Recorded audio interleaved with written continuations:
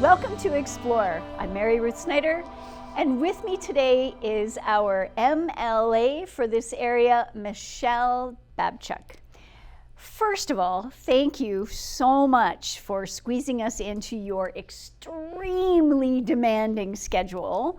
We are very, very grateful you made time for us. And what's great is that we can ask all kinds of questions, and then over Christmas, everybody gets to digest your answers. Fantastic, and thank you for having me. It's a pleasure to be here. Now, Michele, how much time is left in this current government? Like, when's the next election? The next election is no later than October 2024. Oh. And so we just finished the fall session here last week, and we go back in February for the spring session, and then after that we go through the summer, and we'll pretty much be in election mode, I suspect. Wow. Yes. Okay. Let's start with that. Like, you're in your third year? Yes. What have you learned? Oh my goodness, it's a large learning curve. I've learned a lot about, the political process that happens in the legislature, of course. But what I also learned is the level of advocacy our riding needed. And we've been able to do that really quite well with the Growing Communities Fund, which was about 8.5 and change to the city of Campbell River, and another 2.6 million with the Strathcona Regional District. But all over the riding, $20 million came in from that. Wow. And then we've been working with the REDIP money, which is the... if you can explain what REDIP is. It's the Rural Economic Development Initiative Fund. Okay. And so as we're transitioning away from our resource-based economy, and we're getting into that more restorative economy, and people are having to transition from that, we've seen about another $7 million come in with that. And a good example of that is the new micro unit piece that we're seeing downtown Campbell River. There was another $500,000 there that was done with that, some Indigenous funding as well. So, all in all, we're seeing all of those programs come to fruition: childcare, long-term care, housing initiatives, all throughout the riding. Okay. As you work through all of those projects and all of the behind-the-scene processes, like in 5 years or 10 years, and you're looking back, what is it that you're going to take away from it personally? Personally, I've always been a huge advocate for the north end of Vancouver Island. I love it here. It's where I plan to stay for the rest of my life, and my husband and I and children have been here for about 24 years. Okay. We came from Kitimat prior to that, which was also a very unique and fantastic experience when our kids were little, but my heart lies in North Vancouver Island. So, like I said, the level of advocacy we've been able to do here to be able to highlight the issues that are happening in the North Island. Right. And, we are not unlike any other riding. We have our challenges, for sure. Some that are globally all across BC, but some that are unique to Vancouver Island. So it's been a real honor to be able to advocate and represent the north end of the island for what we need to hear. One of the most unique strategies that the provincial government has come up with was the streamlining of foreign credentials, specifically for the healthcare sector. And this is something that people literally across Canada have been asking governments to do for at least a decade or more, because you've got people driving cabs that, in their home countries have been doctors or neurologists or nurses or whatever the case may be. So how is the streamlining going, and do you see that program expanding? Certainly, and we just saw that in the last session. The Minister of State for skills development. Minister Mercier did his legislation in this last session that actually expanded those credentials, so it's actually outside of the medical profession now as well. And we are taking notice of what the federal government is doing around construction workers and bringing those that immigration into Canada as well. So we're going to watch, actually later today, I believe, Mary Ruth, Minister Dix, talk about the one-year plan that we have around our HR strategy for healthcare and how well that's worked. And we'll have those numbers will become out in the public here pretty soon. But we're seeing some really great uptick in that. Because not only are we expanding that ability, we're making it easier for them to do it. Right. We're taking away some of those cost barriers and some of those really erroneous application barriers. Yes. And some, just although we're not recognizing their full credentials, we're getting them into the system in maybe a little bit lower of a capacity so that they are able to work up to those credentials. Right. Okay. Yeah. And when you say you're expanding it to other areas, can you give me an example of what other field you're going to be opening up to? Like I said, we've talked about construction workers and engineering. I think.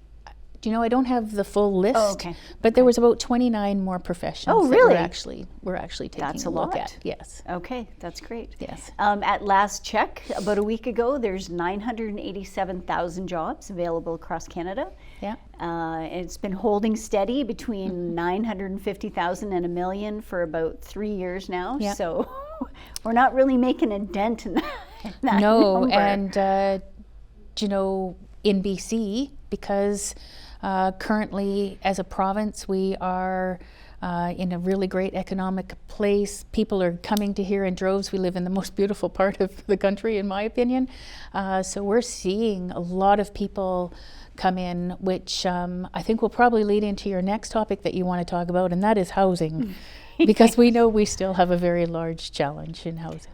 We do. But before we move on to housing, let's talk about the healthcare initiative specific for the North Island that you've been able to get off the ground. So if we start in the north end of Vancouver Island, we know that we have a real recruitment and retention issue up there. So we were able to have that conversation with Minister Dix about what's needed up there, and we announced last year $30 million to start taking a look at what those facilities need, what kind of diagnostics. I'm hoping that in the next couple of months we'll be able to talk about the portable CAT scan machine that's going up there. Awesome. We have a lot of health professionals that we're trying to recruit for up there. Like I said, it's no different than anywhere else in BC. Everybody's looking for those people. So, incentivizing that, making sure that there's housing for those people up there. So that was a great initiative. But one of the big initiatives in the Campbell River area, of course, is the long-term care announcement, which is 153 beds. It's going to be 10 beds of hospice.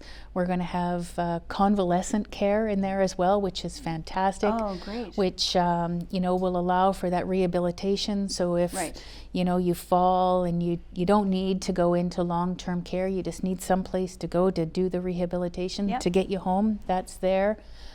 So is the rehab going to be a part of that? Yeah. Okay. Yeah, and it'll all be through Island Health, of course. Okay, great. But that's one of the issues that we have at our hospital here. Our hospital is an acute care hospital, but we're seeing a lot of people in there that are in need of the more convalescent care, long-term care, or even complex care, which will also be done in this. So 26 beds of that complex care for seniors that maybe come in with a little bit more complexity than what would normally come in with maybe a disability or a mental challenge or some sort of physical issues. So, but also the exciting piece in that is because we know we have to get the workers here to do that.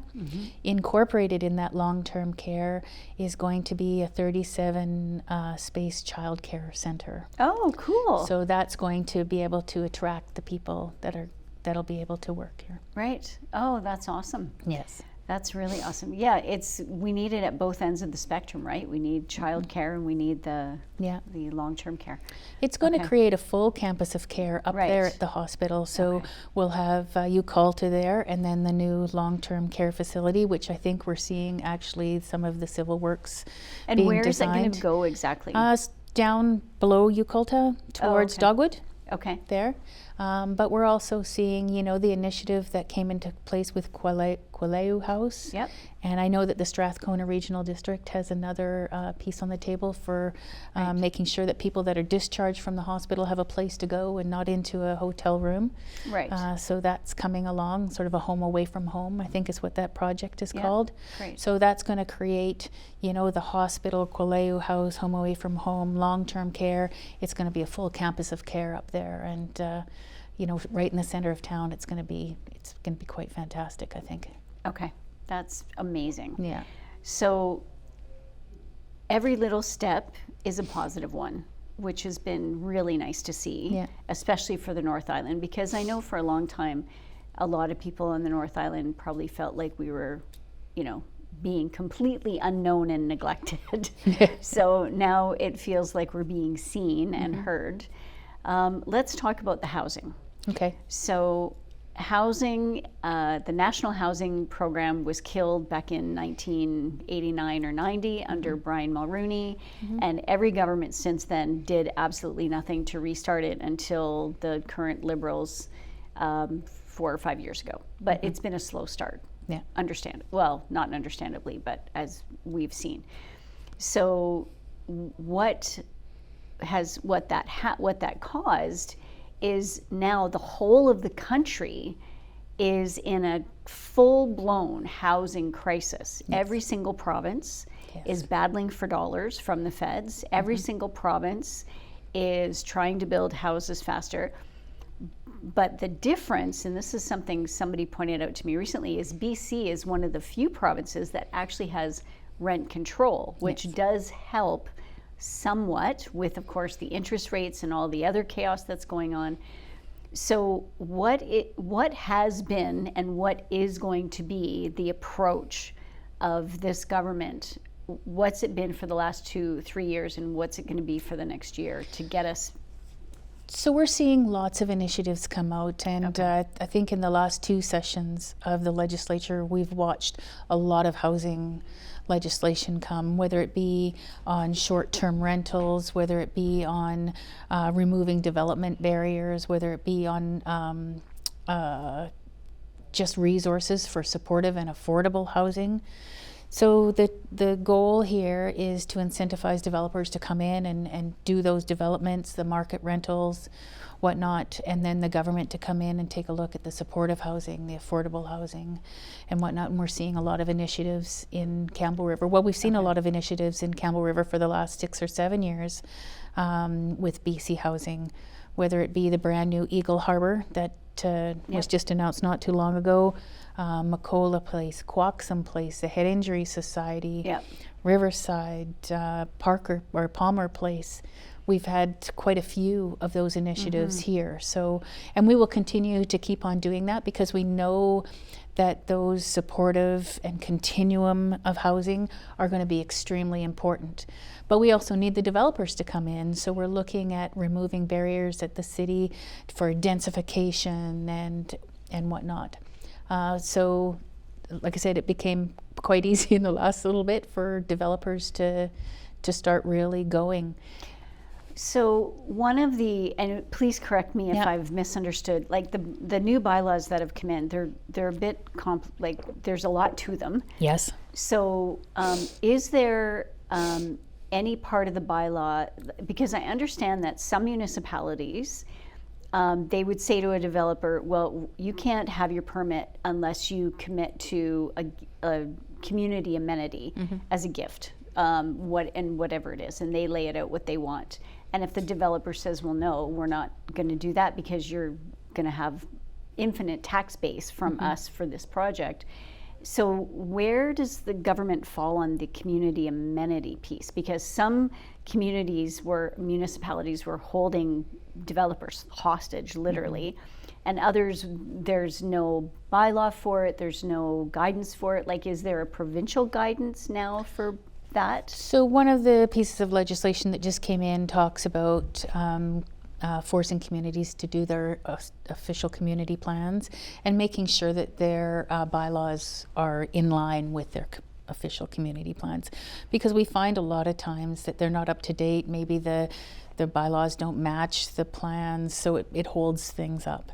As far as the amenities go, I mean, there's been conversations at the UBCM level with the minister, because as we densify, we know that some communities more than others are going to have infrastructure issues, right? Stormwater, sewer, all of those are huge pieces, right?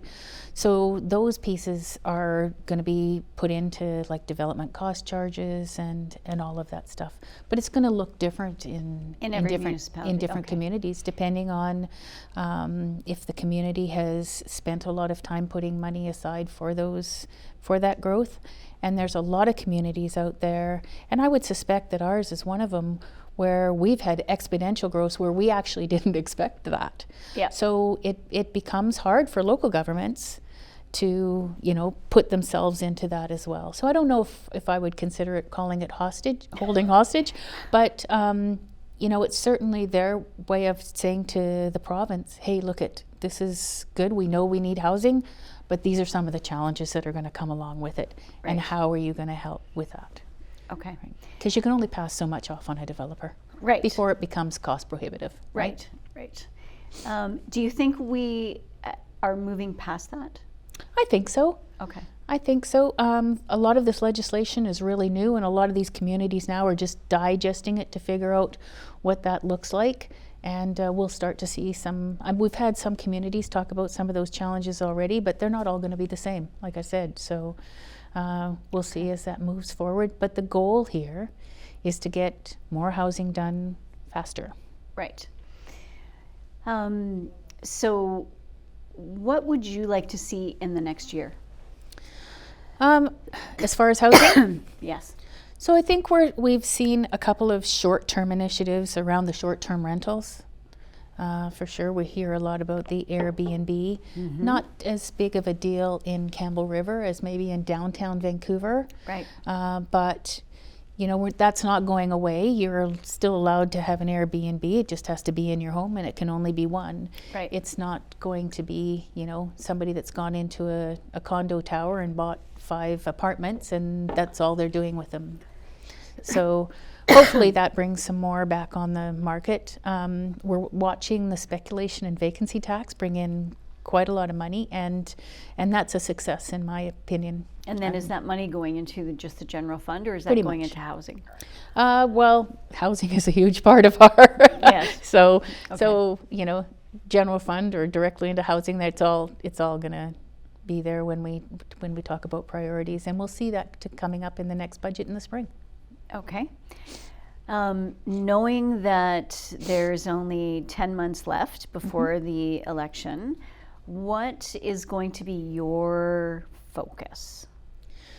So once again, I am the deputy whip, which is an internal leadership issue or position. Okay. And then I'm also the Premier's liaison on connectivity and cellular, which is something else that is near and dear to my heart. Started in the regional district with the Connected Coast project, and now sort of fanning out even more. But we have some big cellular issues and connectivity issues in the north end of Vancouver Island that I would really like to work on. But ultimately, Mary Ruth, we're still going to have challenges around that restorative economy, and how are we going to transition and create those jobs here?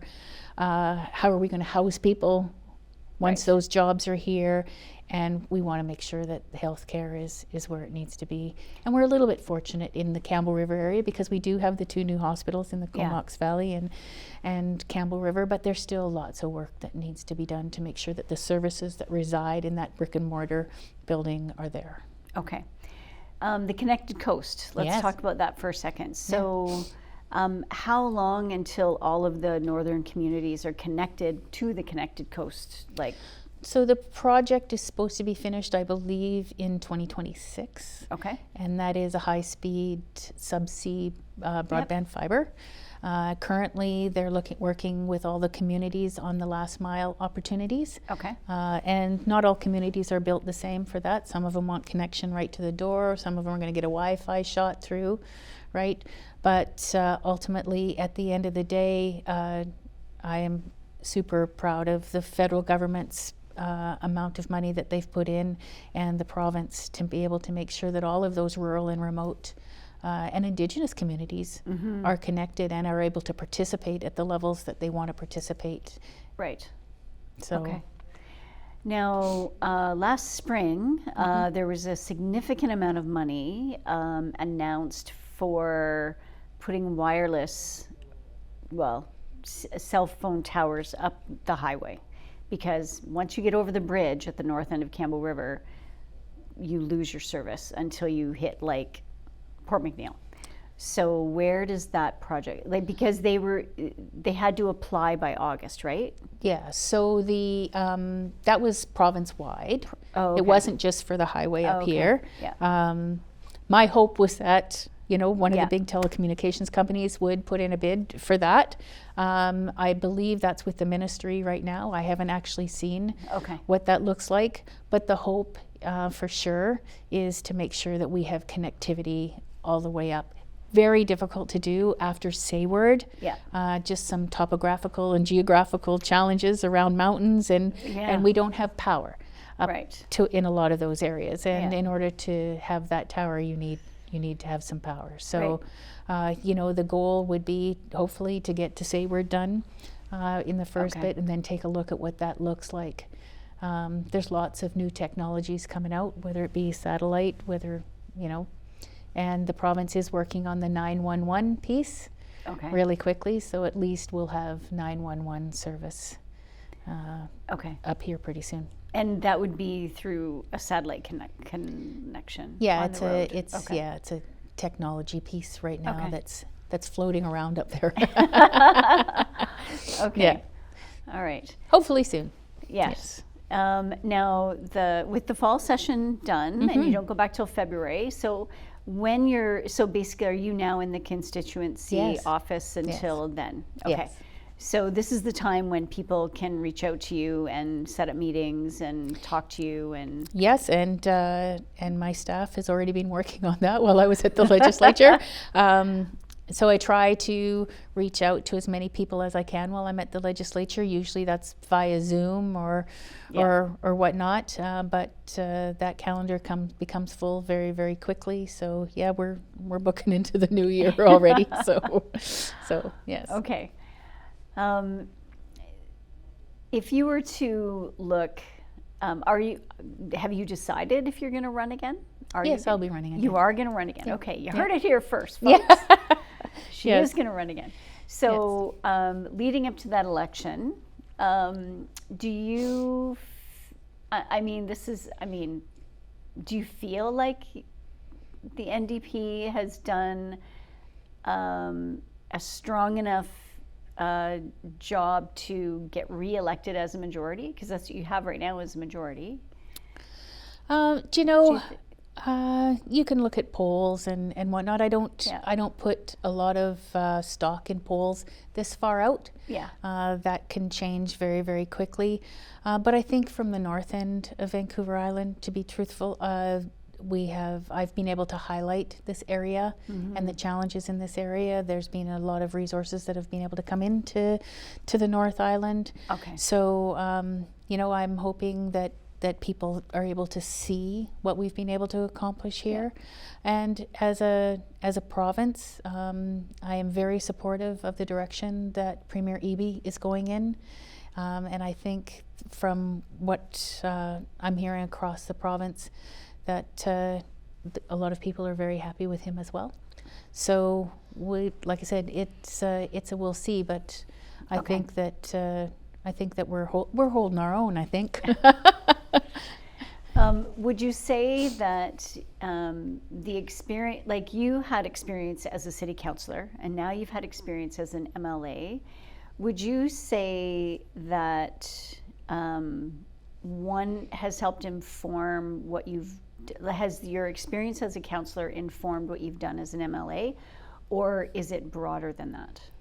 So my little claim to fame, actually, Mary Ruth, is I have either been elected to or staff at every level of government. Oh. So I started out in 2005 with the school board, School District 72, and worked my way through the ranks there to actually chairing that board for quite a few years. Made the leap to City Council in 2014 and then ended up as the chair of the regional district for a while there. But between 2004 and 2007, I was the executive assistant to the Member of Parliament here. So I was back and forth on the Hill in Ottawa. And then, of course, now I'm sitting as an MLA. Right. The learning curve when you become an MLA is very steep, and it's procedural and lots of different intricacies. Right. But I believe that all of those other levels of government have actually helped me understand what that role was coming in. So although you have to learn, legislative procedure and how all of everything works together, I think I started off with a little bit of a head start, just knowing what that governance role was. Right. Yeah. What would you say to anyone watching who is considering entering public service? Because that's like all of the toxicity of politics globally aside, when you become a politician or when you become an elected official, you are a public servant. So what would you say to someone who is considering entering public service? I find a lot of gratitude in that for me. My goal has always been to just be part of the solution. We are very much in an aggressive society right now, and there's a lot of people that feeling very strongly about being, part of the problem. Right. But, at the end of the day, I have children and grandchildren, and I want to leave a better world, and I want to be part of making that happen. So if that's how you are looking at your position, and it's not necessarily about me. I mean, I'm more than an MLA. I'm a wife, I'm a mom, I'm a grandma, I'm a formidable woman, right? I don't have to be an MLA to make a change, but I am right now in a really great position because I'm a MLA for a riding in government, right? So I'm able to put my 2 cents into what that direction is. Right. Yeah. For the area that you represent. For the area that I represent and for the province. Right. Right. Okay. All right. For any high school student that's considering political science as a major, any advice? Oh, well, the one thing that I really believe is that, sometimes the students that are taking a look at that actually have a better pulse than some of us old folks that have been in for a while. We bring a lot of our history with us, which is fine, but it also sometimes puts our blinders on a little bit. So it's really great to listen to the youth, especially at the high schools where, they are the ones that have led a lot of the climate action and a lot of the environmental concerns. And, am I ever going to be able to own a house? Am I ever going to be able to afford a family? So having those voices in the fray are extremely important. And if anybody out there wants to come and talk to me about that, my office is always open. Well, that is a great place to end this, and we are out of time. Oh, I know. It goes by so fast. So we could easily sit and talk for 3 hours because we didn't talk about climate, we didn't talk about the environment. But those are, as we are now seeing with COP28, it is a global issue. And we all have to do our part. But anyway, that's for another time. Yes. Thank you, Michele, so much. It's been a pleasure, and wish you all the best in the coming year. And we'll see where you land next fall. That's right. We'll have you back. It's up to everybody else out there. You know, thank you very much for having me, and wishing you all the best for a happy festive season. Thank you. And a healthy and prosperous 2024. That's what we're looking for the North Island. There you go. Yeah. Thanks so much. Thank you. You've been watching Explore. Join us again.